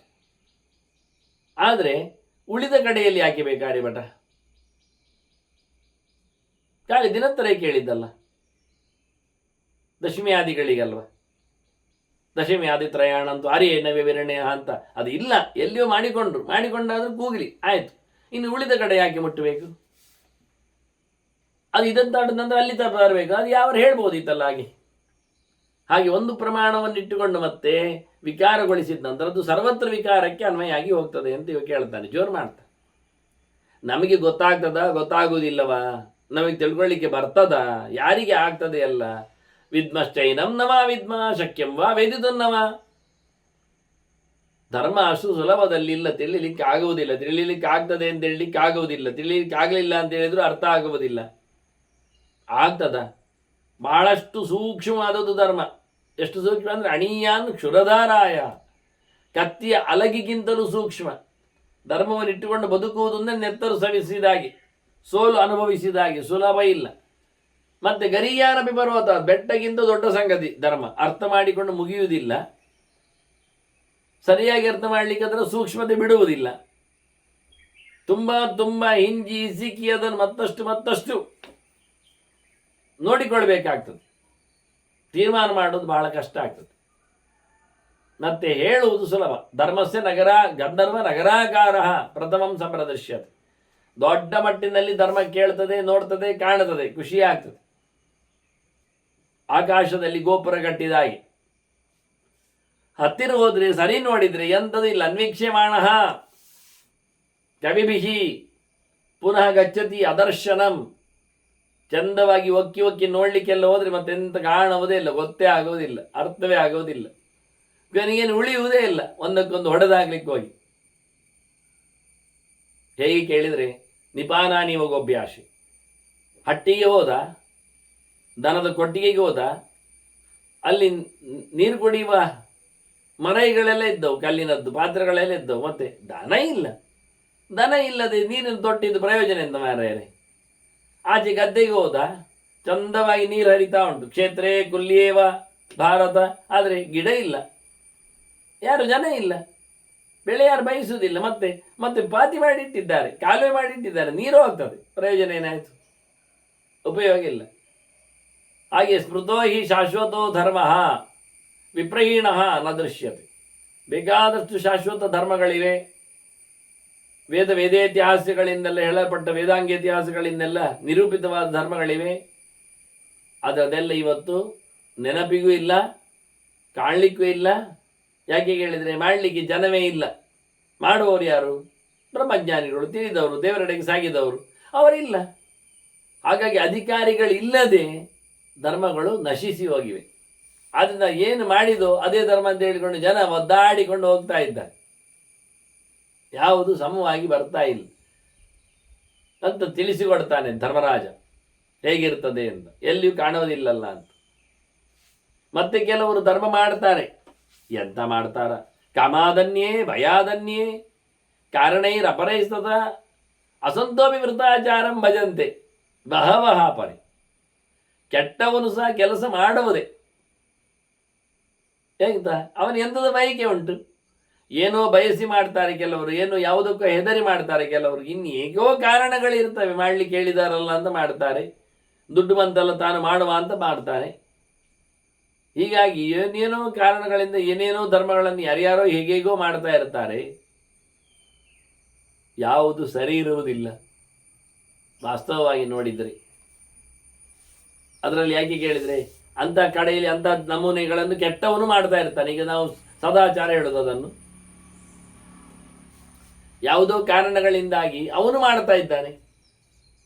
ಕೆಟ್ಟವರು, ದುರುಳರು, ಧೂರ್ತರು ಎಲ್ಲ ಆಚಾರ ಮಾಡ್ತಾ ಇದ್ದಾರೆ. ಯಾರು? ಸುಮ್ಮನೆ ತೋರಿಕೆಗೆ, ಆಚಾರ ಕಾಪಟ್ಯಕ್ಕೆ ಅಷ್ಟೇ. ಯಜಂತೆ ನಾಮ ಯಜ್ಞಯಿಸ್ತೆ ಅಂತ ಕೃಷ್ಣನ ಹೇಳಿದ್ದ. ಮಾಡ್ತಾರೆ ಹೋಮ ಹವನ ಮಾಡ್ತಾರೆ, ಯಜ್ಞಯಾಗ ಮಾಡ್ತಾರೆ, ದಾನ ಧರ್ಮ ಮಾಡ್ತಾರೆ, ಅನ್ನ ಕೊಡ್ತಾರೆ. ಎಂಥದಕ್ಕೆಲ್ಲ ಮಾಡಬೇಕು ಅಂತ ಮಾಡಿದ್ದಲ್ಲ, ದೇವರಿಷ್ಟ ಅಂತ ಮಾಡಿದ್ದಲ್ಲ, ಮತ್ತೆ ಮಾಡಿದ್ದು ಅಂತ ತೋರಿಸ್ಲಿಕ್ಕೆ ಮಾಡಿದ್ದು. ದುರ್ಯೋಧನ ಪುಂಡರಿಕೆ ಯಾಗ ಇದ್ದ ಹಾಗೆ ದೇವರಿಗಾಗಿ ಮಾಡಿದ್ದಲ್ಲ ಅದು. ಇರಲಿ ಒಂದು ಗೌಜಿ, ಊರಿಗೆ ಒಂದು ತೋರಿಸ್ಬೇಕು ಹಬ್ಬ, ಪಾಂಡವರಿಗೆ ಇದರಿಂದ ತುರಿಕೆ ಹೇಳ್ಬೇಕು, ಅವರು ಕೆರಬೇಕು ಅಷ್ಟೇ. ಮುಖ್ಯ ಉದ್ದೇಶ ಅದು. ಪಾಂಡವರಿಗೆ ಇದರಿಂದ ಬಹಳಷ್ಟು ನೋವಾಗಬೇಕು, ಸಂಕಟ ಆಗಬೇಕು ಅಂತ ಹಾಗೆಲ್ಲ. ಅಂದರೆ ಯಾವುದೋ ಕಾರಣಗಳದ ಕೇಳಿದೆ, ಎಂಥದೋ ಕಾರಣಗಳಿಗೆಲ್ಲ ಕೆಟ್ಟವರು ಆಚರಣೆಗಳನ್ನು ಮಾಡಿ ತೋರಿಸ್ತಾರೆ, ಸುಳ್ಳೇ ಮಾಡಿ ತೋರಿಸ್ತಾರೆ. ಅವರು ಹಾಕಿದ ಮಂಡಲ, ಅವರು ಹಾಕುವ ಆಹುತಿ, ಅವರು ನಡೆಸಿದ ಕರ್ಮಗಳೆಲ್ಲ ನೋಡುವುದೇ ಹಾಗೇ ಇರ್ತದೆ. ಆದರೆ ಅದರ ಮಾಡುವ ವ್ಯಕ್ತಿ ಮಾತ್ರ ಅಲ್ಲಿ ಇರುವುದಿಲ್ಲ. ಈ ರೀತಿಯಾಗಿ ಎಷ್ಟೋ ಜನ ಇದ್ದಾರೆ. ಆದ್ರಿಂದ ಇದು ಧರ್ಮ ಎಂಥದ್ದು ಅರ್ಥ ಆಗುವುದಿಲ್ಲ. ಧರ್ಮೋ ಭವತಿ ವೈ ಕ್ಷಿಪ್ರಂ.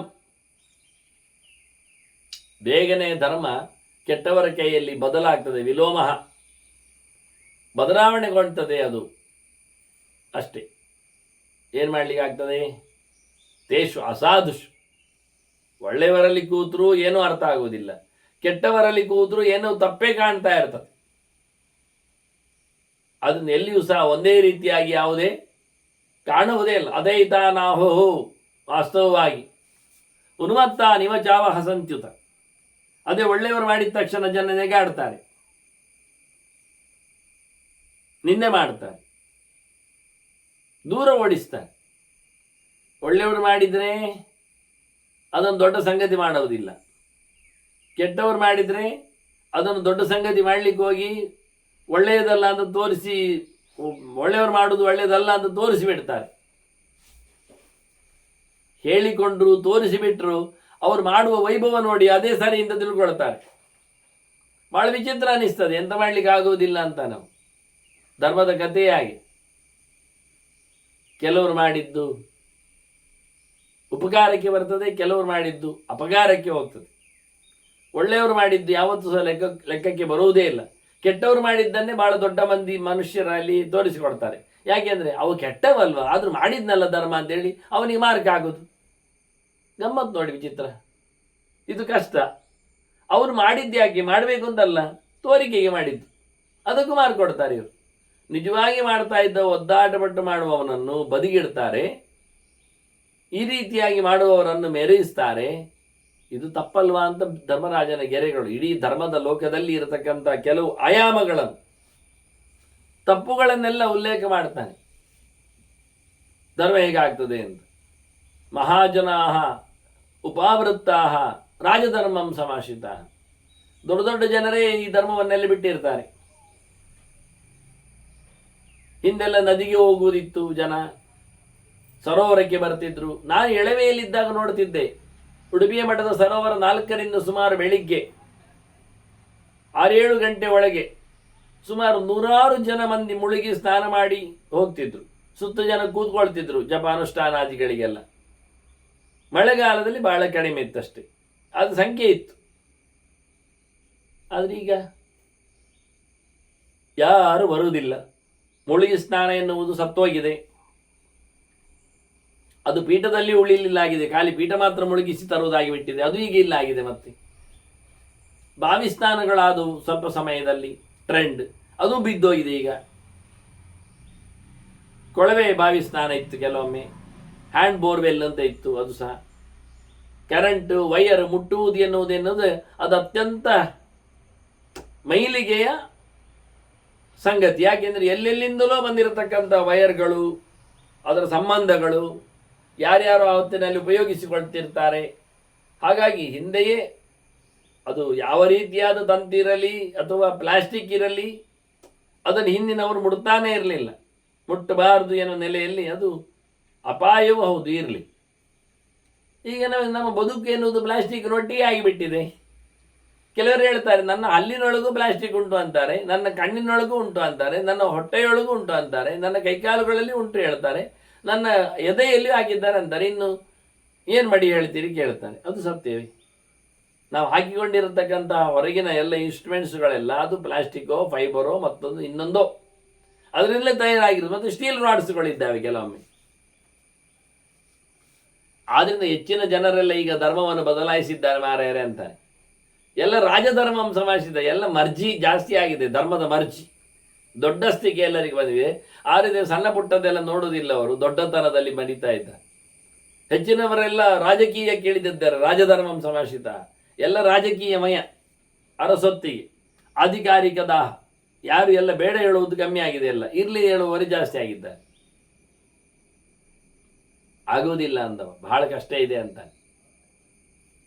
ನಹಿ ಸರ್ವಹಿತ ಕಶ್ಚಿತ್ ಆಚಾರ ಸಂಪ್ರವರ್ತತೆ.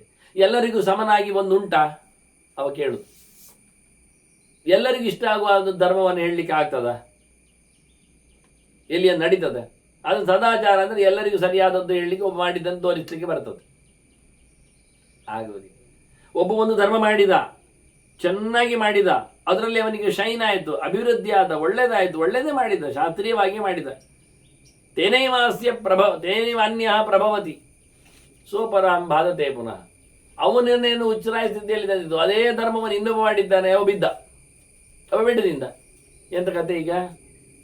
ಧರ್ಮ ಎನ್ನುವುದು ಉದ್ಧಾರಕ ಅಂತ ನೀವು ಹೇಳಿದರೆ, ಒಬ್ಬ ಮಾಡಿದಾಗ ಅವನನ್ನು ಉದ್ಧಾರ ಮಾಡ್ತದೆ, ಇನ್ನೊಬ್ಬ ಮಾಡಿದಾಗ ಅದು ಬೀಳಿಸ್ತದೆ. ಯಾಕೆ? ಸತ್ಯ ಹೇಳಿ ಉದ್ಧಾರ ಆಗ್ತಾರಾ, ಸತ್ಯ ಹೇಳಿ ಕೆಳಗೆ ಬೀಳ್ತಾರಾ? ನಾವು ನಿನ್ನ ಕೇಳಿದ್ದೇವೆ ಉಂಟು ಕೌಶಿಕನ ಕಥೆಯಲ್ಲಿ ಏನಾಯಿತು ಅಂತ. ಅದೇ ರಾಮನ ಕಥೆಯಲ್ಲಿ ಸತ್ಯ ಹೇಳಿದ್ದಕ್ಕೆ ಇವತ್ತು ರಾಮಾಯಣ ಸಿಕ್ಕಿತ್ತು ನಮಗೆ. ಎಲ್ಲರೂ ರಾಮ ರಾಮ ರಾಮ ಅಂತ ಹೇಳ್ತಾರೆ, ಒಳ್ಳೆ ನೆನಪು ಮಾಡಿಕೊಳ್ತಾರೆ. ಎಂತ ಮಾಡಬೇಕೋ ಬೇಡವೋ, ಸತ್ಯ ಬಿಡಬೇಕೋ ಬೇಡವೋ ನಿನ್ನ ಚಿಂತನೆ ಮಾಡಿಕೊಂಡೆವು. ಹಾಗೆ ಇಲ್ಲಿ ಹೇಳ್ತಾನವ ಬಹಳ ಚಂದವಾಗಿ, ಒಬ್ಬ ಮಾಡಿದ್ದು ಅವನಿಗೆ ಒಳ್ಳೆಯದಾಗ್ತದೆ, ಅದೇ ಇನ್ನೊಬ್ಬ ಮಾಡಿದರೆ ಅವನಿಗೆ ಅದು ಕೆಟ್ಟದ್ದಾಗ್ತದೆ. ಅದನ್ನು ಯಾವುದನ್ನು ನಾವು ಧರ್ಮ ಹೇಳುವ? ಈಗ ಅವನು ಒಳ್ಳೇದಾದದ್ದು ನೋಡಿ ಮಾಡುವ, ಅದು ಎಲ್ಲರಿಗೂ ಒಳ್ಳೇದಾಗ್ಲಿಕ್ಕಿಲ್ಲ. ಅವನು ಕೆಟ್ಟದ್ದು ನೋಡಿ ಮಾಡುವ, ಅದು ಎಲ್ಲರಿಗೂ ಕೆಟ್ಟದಾಗ್ಲಿಕ್ಕಿಲ್ಲ. ಎಂತ ಮಾಡ್ಲಿಕ್ಕೆ ಆಗ್ತದೆ ಕೇಳ್ತಾನೆ. ಹೇಗೆ ನಾವು ಅದನ್ನು ಅಭ್ಯಾಸ ಮಾಡಿಕೊಳ್ಳುವುದು? ಅದೇ ಇನ್ನೊಮ್ಮೆ ನೋಡಿದರೆ ದೃಶ್ಯತೆ ಚೈವ ಸ ಪುನಃ ತುಲ್ಯ ರೂಪ ಯದೃಚ್ಛಯ.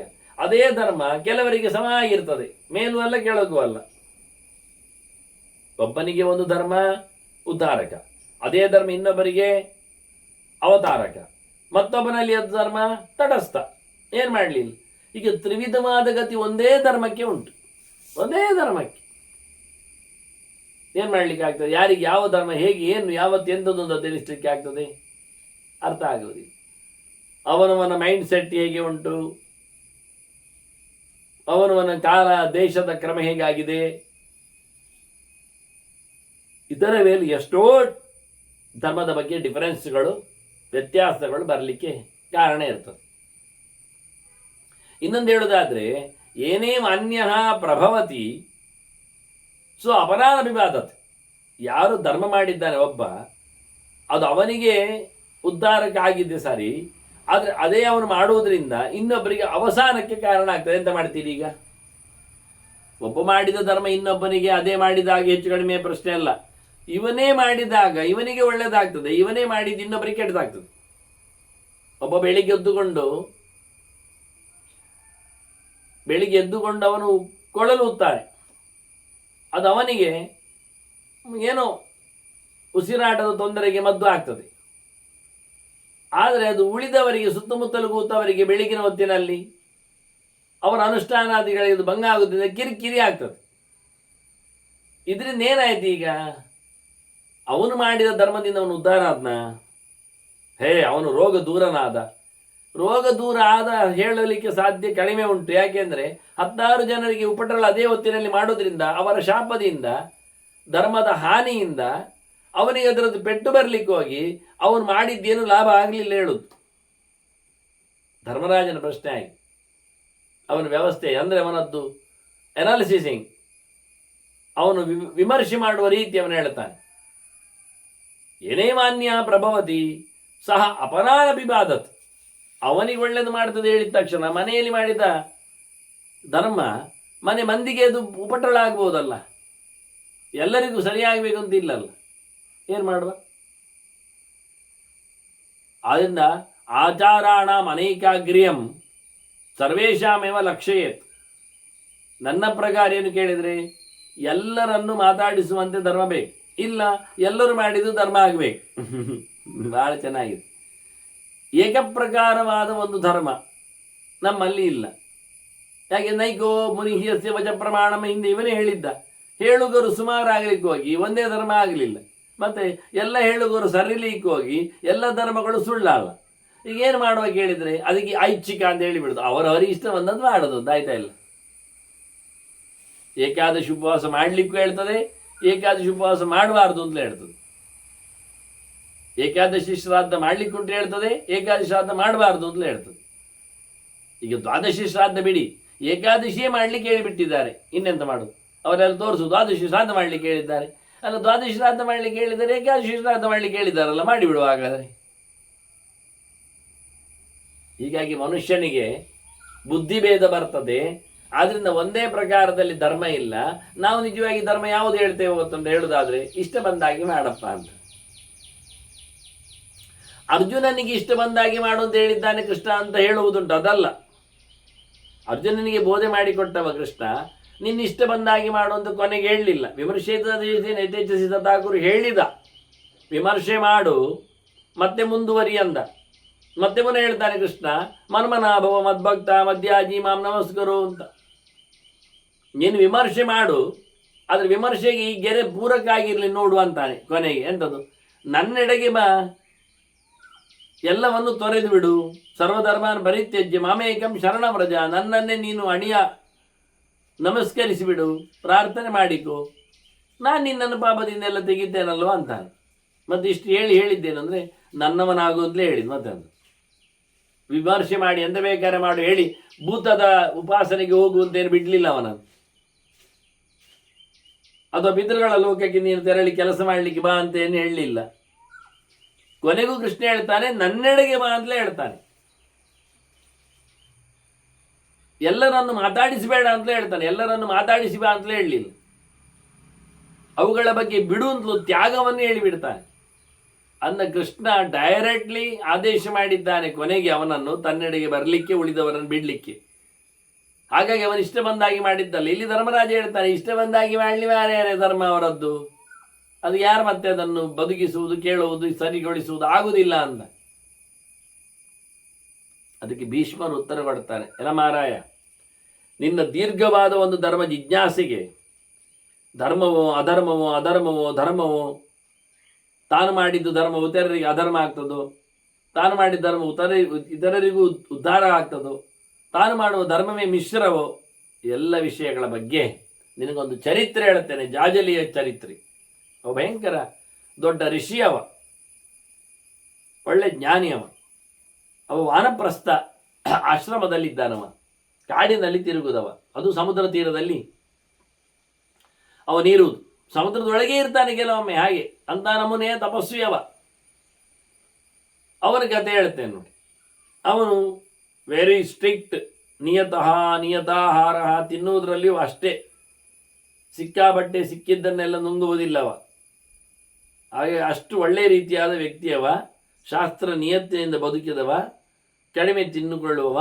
ಹೀಗಾಗಿ ಅಂತ ಜಾಜಲಿ ಬಹಳ ಬಗೆಯ ಚೆಲಾಜಿನ ಜಟಾಧರ, ಬಟ್ಟೆ ಕಟ್ಟಿಕೊಂಡು, ಚರ್ಮ ಕಟ್ಟಿಕೊಂಡು, ಜಟೆ ಬಿಟ್ಟುಕೊಂಡು ಎಲ್ಲ ದೀರ್ಘಕಾಲದ ತಪಸ್ಸು ಮಾಡಿದ್ದಾನೆ. ಮಲ ಪಂಕಧರ, ಮೈಯಲ್ಲಿ ಎಚ್ಚರಿಲ್ಲದಿದ್ದಾಗ ಹಾಗೆ ಎಲ್ಲ ಮೈಯಲ್ಲೇ ಉಂಟವನದ್ದು, ಬೆವರು, ಕೆಸರು, ಮಲ, ಮೂತ್ರ, ಹಾಗೆ ಹೀಗೆ. ಏನು ಧೀಮಾನ್, ಒಳ್ಳೆ ಬುದ್ಧಿವಂತ, ಬಹೂನ್ ವರ್ಷಗಳಾನ್ನ ಮುನಿಹಿ, ಮೌನ, ಯಾರನ್ನು ಹಚ್ಚಿಕೊಳ್ಳುವುದಿಲ್ಲ, ಎಲ್ಲಿಯೂ ಬರುವುದಿಲ್ಲ, ಏಕಾಂಗಿಯಾಗಿದ್ದುಕೊಂಡು ಬಹಳ ಬಹಳ ವರ್ಷಗಳ ಕಾಲ ತಪಸ್ಸು ಮಾಡಿದವ. ಹಾಗೆ ತಪಸ್ಸು ಮಾಡಿ ಮಾಡಿ ಮಾಡಿ ಒಂದು ಸತ್ತಿ ಊರು ತಿರುಗಿದ. ಚಚಾರ ಲೋಕಾನ್ ವಿಪ್ರರ್ಷಿ ಪ್ರೇಕ್ಷ್ಯ ಪ್ರೇಕ್ಷ್ಯಮಾಣೋ ಮನೋಜವ. ಅದೆಲ್ಲ ಇಡೀ ನೋಡ್ಲಿಕ್ಕೆ ಆಗ್ತದೆ ಕೇಳಿದರೆ. ಅವನು ಭಯಂಕರ ವೇಗದಲ್ಲಿ, ತಪಸ್ಸು ಉಂಟವನ ಕೈಯಲ್ಲಿ, ಇಷ್ಟ ಬಂದಂತೆ ಓಡ್ತಾ ಇದ್ದ, ಇಷ್ಟ ಬಂದಲ್ಲಿ ಹೋಗ್ತಾ ಇದ್ದ. ಒಟ್ಟು ನೋಡುದವ, ಊರು ನೋಡ್ತಾ ಇದ್ದಾನೆ, ಪರೀಕ್ಷಿಸ್ತಾ ಇದ್ದಾನೆ, ಹೇಗೆ ಉಂಟು, ಯಾರಿದ್ದಾರೆ, ಹೇಗಿರ್ತಾರೆ, ನನ್ನಾಗಿ ಯಾರಾದರೂ ಇದ್ದಾರಾ ಅಂತ ಅವನದ್ದು ಪರಿಚಯದ ಕತೆ. ಇಲ್ಲ, ನಮಯ ಸದೃಶೋಸ್ತಿಹ ಲೋಕೆ ಸ್ಥಾವರ ಜಂಗಮೇ. ಅವನಿಗೆ ಖಂಡಿತ ಒಂದು ಮಾತು ಹೇಳಿದ, ಮತ್ತೆ ಸಮುದ್ರ ತೀರಕ್ಕೆ ಮತ್ತೆ ಅಲ್ಲಿಗೆ ಬಂದು, ಇಂದಿನ ಜಾಗಕ್ಕೆ ಬಂದು, ನನಗೆ ಎಣೆಯಾದವರು ಈ ಲೋಕದಲ್ಲಿ ಯಾರೂ ಇಲ್ಲ, ಮರಮಟ್ಟುಗಳಲ್ಲಿ ಇಲ್ಲ, ಪ್ರಾಣಿ ಪ್ರಪಂಚದಲ್ಲಿ ಇಲ್ಲ. ನಡೆದಾಡುವ ಹರಿದಾಡುವ ಎಂಥ ಪ್ರಾಣಿ ಪ್ರಪಂಚ ಇರಲಿ, ಅಷ್ಟು ಪ್ರಾಣಿ ಪ್ರಪಂಚದಲ್ಲಿಯೂ ಅಷ್ಟು ಮರಮಟ್ಟುಗಳಲ್ಲಿಯೂ ಇಡೀ ಲೋಕದಲ್ಲಿ ನನಗೆ ಸದೃಶರಾದವರು ಇಲ್ಲ ಅಂತ ಘೋಷಣೆ ಮಾಡಿದವ. ಹಾಗೆ ಕೂಗಾಡಿಕೊಂಡವ. ಅಪ್ಸು ವೈಹಾಯ ಸಂಗಚ್ಚೇತ್ ಮಯಾ ಯೋನ್ಯ ಸಹೇತಿ ವೈ. ನನ್ನೊಟ್ಟಿಗೆ ಯಾರು ಬರ್ತಾರೆ ಸಮುದ್ರದ ಮೇಲೆ, ನನ್ನೊಟ್ಟಿಗೆ ಯಾರು ಇರ್ತಾರೆ ಸಮುದ್ರದೊಳಗೆ ಅಂತ ಕೇಳ್ತಾನೆ. ತಪಸ್ಸಿದ್ದಿಯಿಂದ ಸಮುದ್ರದ ಮೇಲೆ ನಡ್ಕೊಂಡು ಹೋಗ್ತಾನೆ ಇವ. ಸಮುದ್ರದ ಮೇಲೆ ಆಕಾಶದಲ್ಲಿ ಹಾರ್ತಾನೆ. ಹೀಗೆ ಗಟ್ಟಿಯಾಗಿ ಹೇಳಿಕೊಂಡಾಗ ಸಮುದ್ರದಲ್ಲಿದ್ದ ರಾಕ್ಷಸರು, ಅಲ್ಲಿನ ಪಿಶಾಚಗಳು, ಅವರು ಕೂಗಿ ಹೇಳ್ತಾರೆ, ಅಬ್ರುವಶ್ಚ ಪಿಶಾಚಾಸ್ತಂ ನೈವಂ ತ್ವಂ ವಕ್ತುಮರಸಿ. ಭೀಷ್ಮರು ಹೇಳ್ತಾರೆ, ಹೀಗೆ ಹೇಳಬೇಡ ಮಾರಾಯ ಅಂತ ಐಗಳು, ರಕ್ಕಸೇರು, ನೀರಿನಲ್ಲಿ ಕೂತವುಗಳು, ಪಿಶಾಚಗಳು ಹೇಳಿದವಂತೆ. ಹೀಗೆ ಹೇಳಬೇಡ ನೀನು, ಯಾಕೆ ಅಂದರೆ ನೀನಷ್ಟು ದೊಡ್ಡ ಸಂಗತಿ ಅಲ್ಲ. ಮತ್ಯಾರು? ತುಲಾಧಾರ ಮಣಿಕ್ ಧರ್ಮ ವಾರಾಣಸ್ಯ ಮಹಾಯಶ. ಕಾಶಿಯಲ್ಲಿ ಒಬ್ಬ ಇದ್ದಾನೆ, ಭಾರಿ ಫೇಮಸ್ ಅವ, ನಿನ್ಗೆ ಗೊತ್ತಿಲ್ಲ, ಆದ್ರಿಂದ ಎಂತ ಮಾಡು. ಅವನು ವ್ಯಾಪಾರಿ, ತುಲಾಧಾರ, ಅವನ ಕೈಯಲ್ಲಿ ತಕ್ಕಡಿ ಉಂಟು. ಹಾಗಾಗಿ ವ್ಯಾಪಾರಿಯಾಗಿದ್ದಾನೆ ಕಾಶಿಯಲ್ಲಿ, ತುಲಾಧಾರ ಅಂತಲೇ ಅವನ ಹೆಸರು ಸಹ. ಅವನು ಹೇಳುವುದಿಲ್ಲ, ಸೋಪ್ಯೇವಂ ನಾರ್ಹತೆ ವಕ್ತುಂ ಯಥಾತ್ವಂ ದಿಜು ಸತ್ತಮ. ಅವನು ನನಗಿಂತ ನನಗೆ ಸಮನಾದವರಿಲ್ಲ ಹೇಳುವುದಿಲ್ಲ. ನಿನಗಿಂತ ಮಿಗಿಲಿದ್ದಾನವ, ಆದ್ರೆ ಅವನು ಕೂಗುವುದಿಲ್ಲ ನಾನು ಜೋರಿದ್ದೇನೆ ಅಂತ ಹೇಳಿಕೊಂಡು, ಹೇಳ್ತಾ ಇಲ್ಲವ. ಆಯ್ತು, ನೋಡ್ತೇನೆ ಅವನನ್ನು ಅಂದ. ಪಶ್ಯೇಯಂ, ಅವನನ್ನು ನಾನು ನೋಡ್ಬೇಕು. ತಮಹಂ ಪ್ರಾಜ್ಞಂ, ಒಳ್ಳೆ ತಿಳ್ಕೊಂಡಿದ್ದಾನೆ ಅಂತ ಹೇಳಿದ್ರಿ ಅಲ್ಲ, ಆಯ್ತು, ನೀನು ನೋಡ್ಲಿಕ್ಕೆ ಹೋಗುದಾದ್ರೆ ನಾವೇ ನಿನ್ನನ್ನು ಕಳಿಸಿಕೊಡ್ತೇವೆ ಹೇಳಿ ನೀರಿನಲ್ಲಿ ಅವನನ್ನು ಮೇಲೆ ತಂದಾಕಿದವು ಈ ಪಿಶಾಚಿಗಳು. ರಕ್ಷಾಂಸಿ ಆದಾಯ ಸಾಗರಾತ್, ಯಾಕೆಂದ್ರೆ ಅವನಿಗೆ ದಾರಿ ಬೇಕಲ್ಲ ಎಲ್ಲಿ ಅಂತ. ನೋಡು ಹೋಗಿಗೆ ಅಪೂರ್ವನ್ ಗಚ್ಚ ಪಂಥಾನಂ ಆಸ್ಥಾಯೇದಂ ದ್ವಿಜೋತ್ತಮ, ಸಮುದ್ರದ ಮೇಲೆ ದಂಡೆಯಲ್ಲಿ ಹಾಕಿ ನೋಡಿ ಈ ದಾರಿಯಲ್ಲಿ ಹೋಗಿಬಿಡು, ಈಗ ಸರ್ತ ಹೋಗು, ನಿಂಗೆ ಕಾಶಿ ಸಿಗ್ತದೆ, ಅಲ್ಲಿ ಅವನನ್ನು ಮಾತಾಡಿಸು ಅಂತೇಳಿ ಕಾಶಿಗೆ ಹೋಗುವ ದಾರಿಯಲ್ಲಿ ಅವನನ್ನು ತಂದಾಕಿದ್ದವು ಸಮುದ್ರದ ಬದಿಯಲ್ಲಿ. ಹೌದಾ? ಧರ್ಮರಾಜ ಕೇಳ್ತಾನೆ, ಅಲ್ಲ ಅದು ತುಲಾಧಾರ ಎಂತವಾ? ಅದು ಬಿಡಿ, ಗೊತ್ತಾಗ್ತದೆ ಮತ್ತೆ. ಇವ ಎಂತವ ಕೇಳುದವ, ಜಾಜಲಿ ಎಂಥದ್ದು, ಅಷ್ಟು ಜೋರು ಎಂತವನ, ಅವನು ಪವರ್ ಎಂತ, ಸಿದ್ಧಿ ಅಂತ ಕತೆ. ನನಗೆ ಸಮನಾದ ವೇಳೆ ಹೇಳಿಕೊಂಡಲ್ಲ, ಕಿಂಕೃತಂ ದುಷ್ಕರಂ ತಾತ. ಅಜ ಅಜ, ಅವ ಎಂತ ಕಷ್ಟ ಕೆಲಸ ಮಾಡಿದ್ದಾನೆ, ಸಿದ್ಧಿ ಕೆಲಸ ಎಂತ ಉಂಟವನ ಹತ್ರ. ಏನು ಸಿದ್ಧಿಂ ಪರಾಂಪ್ರಾಪ್ತ, ಭಾರಿ ದೊಡ್ಡ ಮಟ್ಟಿನ, ಅದೇ ಆಕಾಶದಲ್ಲಿ ಹಾರುವುದು, ಇಷ್ಟ ಬಂದಲ್ಲಿ ಇಷ್ಟ ಬಂದಾಗಿ ಹೋಗಿ ಬರುವುದು, ಊರೆಲ್ಲ ತುಂಬಿ ತಿರುಗಿದ್ದೆಲ್ಲ. ಅಂದರೆ ಇವನಿಗೆ ಧರ್ಮರಾಜನೇ ಅವನೇ ಸಮನಾದ ಇಲ್ಲ ಎನ್ನುವ ಕಾನ್ಸೆಪ್ಟೇ ಗಟ್ಟಿಯಾದ ಹಾಗೆ ಉಂಟು. ಆದ್ರಿಂದ ಕೇಳ್ತಾನೆ ಅವನ ಸಿದ್ಧಿಯ ಕತೆ ಎಂಥದ್ದು, ಯಾವುದರಿಂದ ಅವನು ಪಡೆದದ್ದು ಅಂತ. ಭೀಷ್ಮರು ಹೇಳ್ತಾರೆ, ಅವನು ನಿತ್ಯ ಸ್ನಾನ ಮಾಡ್ತಾನೆ ಮಾರಾಯ ಅಂತಾರೆ. ನದಿದ ಸ್ಪರ್ಶನ ಬರಹ, ದಿನ ಮುಳುಗಿ ಹೇಳ್ತಾನೆ, ಆಯ್ತಾ, ಅದು ಹರಿಯುವ ನೀರಿನಲ್ಲಿ. ಹರಿಯುವ ನೀರಿನಲ್ಲಿ ಮುಳುಗಿ ಹೇಳಬೇಕು. ಅದೊಂದು ಸಮುದ್ರಗಾಮಿ, ಸಣ್ಣ ಪುಟ್ಟದೆಲ್ಲ ಸಮುದ್ರದೆಡೆಗೆ ಹರಿಯುವಂಥದ್ದು ನೀರಿನಲ್ಲಿ ಮುಳುಗಿ ಹೇಳಿದ್ರೆ ನಿಜವಾಗಿ ಅವನು ಪವಿತ್ರನಾಗ್ತಾನೆ. ಯಾಕೆಂದ್ರೆ ಅದು ನೋಟೆಡ್ ರಿವರ್ ಅಂತ ಅರ್ಥ. ಶಾಸ್ತ್ರೀಯವಾದ ಲೆಕ್ಕಾಚಾರದಲ್ಲಿ ಅದಕ್ಕೊಂದು ಇತಿಹಾಸ, ಪುರಾಣ, ಅದರೊಂದು ದೇವತೆ, ಒಂದು ಅದರ ವೈಭವ, ಅದರ ಕಕ್ಷೆ, ಅದರ ತಾನಮಾನ ಎಲ್ಲ ಉಂಟು ಒಂದು ಅರ್ಥ. ನಾವೇ ಒಂದು ನೀರಿನ ಚರಂಡಿ ಮಾಡಿ ಹೋಯ್ತದೆ ಸಮುದ್ರಕ್ಕೆ ಅಂತೇಳಿ ಬಿಡುವುದು, ಅದರಲ್ಲಿ ಮುಳುಗಿ ಹೇಳುವುದು ಎಲ್ಲ ಅಲ್ಲ. ಸ್ಯಾಕ್ರಿಫೈಸ್ ವಾಟರ್ ಅನ್ನೋ ನೆಲೆಯಲ್ಲಿ ಪವಿತ್ರವಾದ ದೇವತೆಯ ಸನ್ನಿಧಾನವುಳ್ಳದ್ದು, ಅದರಲ್ಲಿ ದಿನ ಮುಳುಗಿ ಹೇಳ್ತಾನವ. ಸಾಯಂ ಪ್ರಾತಃ, ಒಂದೊತ್ತಲ್ಲ ಎರಡೊತ್ತು ಮುಳುಗಿ ಹೇಳ್ತಾನೆ. ಅವನು ಮಾನವ ಪ್ರಸ್ಥಧರ್ಮ ಮಾಡ್ತಾನೆ. ಯತಿಗಳಿಗೆ 3 ಸ್ನಾನ, ಇವನಿಗೆ 2 ಸ್ನಾನ ಮಾಡ್ತಾನೆ. ಚಂದವಾಗಿ ಅನುಷ್ಠಾನ ಮಾಡ್ತಾನೆ, ಮುಳುಗೆದ್ದುಕೊಂಡು ಮಹಾತಪಾಹ. ಆನಂತರ ಒಳ್ಳೆ ತಪಸ್ಸು ಮಾಡ್ತಾನೆ. ಅಲ್ಲಿ ಸುಮ್ಮನೆ ಇರುವುದಿಲ್ಲ, ಮಿಂದು ಮೀಯುವುದೇ ಒಂದು ದೊಡ್ಡ ಸಂಗತಿ ಅಲ್ಲ. ಅದು ಕಪ್ಪೆವು ಗೋಂಕರ ಕಪ್ಪೆ ಮೀಯುವುದಿಲ್ವ, ಅದು 2 ಸತಿ 4 ಸತಿ ಮೀಯ್ತದೆ. ಜನ ಬಂದಾಗೆಲ್ಲ ಆಡ್ತದೆ. ಅದಾಗಲಿಲ್ಲ, ಚಿಂತನೆ ಮಾಡಲಿಕ್ಕೆ ಉಂಟು ಅಂತಾನೆ. ಒಳ್ಳೆ ತಪಸ್ಸು ಮಾಡ್ತಾನವನು, ಒಳ್ಳೆ ಯೋಚನೆ ಮಾಡ್ತಾನವನು, ಒಳ್ಳೆ ಆನೀಕಗಳನ್ನೆಲ್ಲ ಪ್ರತಿನಿತ್ಯವೂ ನಡೆಸಿಕೊಡ್ತಾ ಇದ್ದ. ಅಷ್ಟೇ. ಮತ್ತೆ ಹಾಗೆ ಬಹಳ ಚೆನ್ನಾಗಿರ್ತಾನವನು ಮಾಡಿಕೊಂಡಾಗ. ಸ್ವಾಧ್ಯಾಯ ಪರಮಃ, ಓದುವುದೇ ಹೆಚ್ಚು, ಕಲಿಯುವುದೇ, ಚಿಂತನೆ ಮಾಡುವುದೇ, ಜ್ಞಾನ ಪಿಪಾಸು, ಆಚರಣೆ, ಒಳ್ಳೆ ಆಚರನ್ ಪರಿಚರನ್, ನಿರಂತರವಾಗಿ ದೇವರ ಚಿಂತನೆ ಮಾಡ್ತಾ. ಅಗ್ನಿನ್ ಪರಿಚರನ್, ಅಗ್ನಿ ಬಿಟ್ಟಿಲ್ಲ, ಅಗ್ನಿಪಾಸನೆ ಮಾಡ್ತಾನೆ. ಓದುವುದು ಬಿಟ್ಟಿಲ್ಲ, ಬ್ರಹ್ಮಯಜ್ಞ ಮಾಡ್ತಾನೆ, ದೇವಯಜ್ಞ ಮಾಡ್ತಾನೆ, ನಿರಂತರ ಜಪದ ಅನುಷ್ಠಾನ ಮಾಡ್ತಾನೆ. ಇದೇ ಅವನಿಗೆ ಪವರ್, ಬಹಳ ದೊಡ್ಡದಾದ ಸಾಧನೆ ಅಂತ ಹೇಳಿಕೊಂಡು ಭೀಷ್ಮರು ಅದನ್ನು ಹೈಲೈಟ್ ಮಾಡ್ತಾರೆ. ಉತ್ತಮ ಮಟ್ಟದ ಕಲಿಕೆ, ಉತ್ತಮ ಮಟ್ಟದ ಚಿಂತನೆ, ಉತ್ತಮ ಮಟ್ಟದ ಅಧ್ಯಯನ, ನಿರಂತರ ದೇವರ ಅನುಗ್ರಹ, ಅದನ್ನು ಕಟ್ಟುನಿಟ್ಟಾಗಿ ನಿಯಮಬದ್ಧವಾಗಿ ತಪಸ್ಸಿನಾಗಿ ನಡೆಸ್ತಾ ಇದ್ದಾನೆ. ಇನ್ನು ಅವನ ವಿಷಯಗಳನ್ನೆಲ್ಲ ಭೀಷ್ಮರು ಹೇಳುತ್ತಾರೆ, ಹೇಗಿದ್ದಾನೆ, ಏನೆಲ್ಲ ಮಾಡುತ್ತಾನೆ ಅಂತ. ತುಲಾಧಾರನ ಭೇಟಿಯಲ್ಲಿ ಜಾಜಲ್ಯ ಋಷಿಯ ಶಕ್ತಿಯ ಪರಿಚಯದೊಂದಿಗೆ ಮುಂದಿನ ಕಥೆ ಕೇಳುವ ವಂದನೆಗಳೊಂದಿಗೆ ಮತ್ತೆ ಶ್ರೀಕೃಷ್ಣ ನಾರಾಯಣ ನಾರಾಯಣ ನಾರಾಯಣ.